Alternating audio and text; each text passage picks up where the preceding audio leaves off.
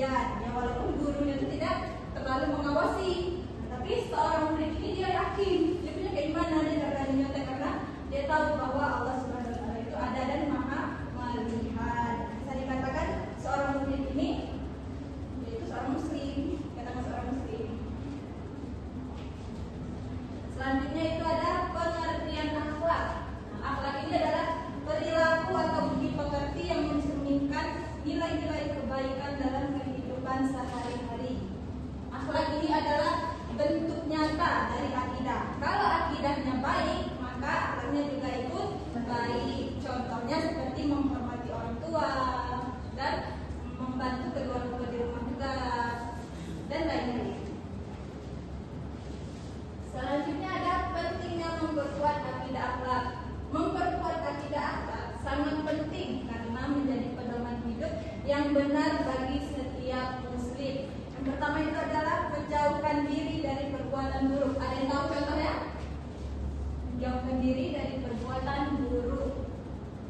Akidah yang kuat, kita tuh akan sadar untuk tidak melakukan hal-hal yang dilarang oleh Allah Subhanahu Wa Taala.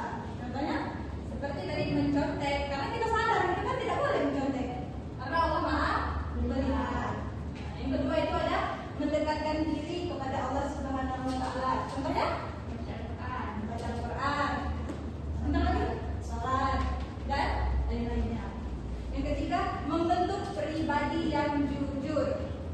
Akhlak yang baik akan melahirkan akhlak yang kuat akan melahirkan akidah yang baik. Jika sebaliknya, salah satunya itu adalah jujur. Kalau memang kita ada berbuat salah, berkatalah dengan jujur, jangan berbohong.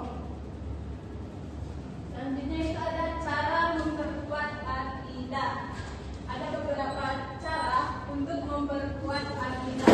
Di antaranya yang pertama itu ada rajin beribadah. Contohnya seperti rajin beribadah, cara memperkuat akidah. Ya, salat. Terus ya, dan lain-lain. Yang kedua, menuntut ilmu agama dengan sungguh-sungguh. Ada yang tahu contoh ya? Seperti berangkat ke sekolah, menuntut ilmu, menonton kajian Islami. Itu adalah cara memperkuat akidah. Yang ketiga, bergaul dengan orang yang baik. Kalau kita berteman dengan orang yang suka rajin ibadah, rajin bersedekah, otomatis kita akan terbawa juga. Beda lagi kalau kita berteman dengan orang yang bejat, orang yang suka mabuk-mabukan. Kalau iman kita lemah, ya kita masih ikut juga. Jadi kesadaran diri lah kalau berteman dengan orang yang bejat. Yang keempat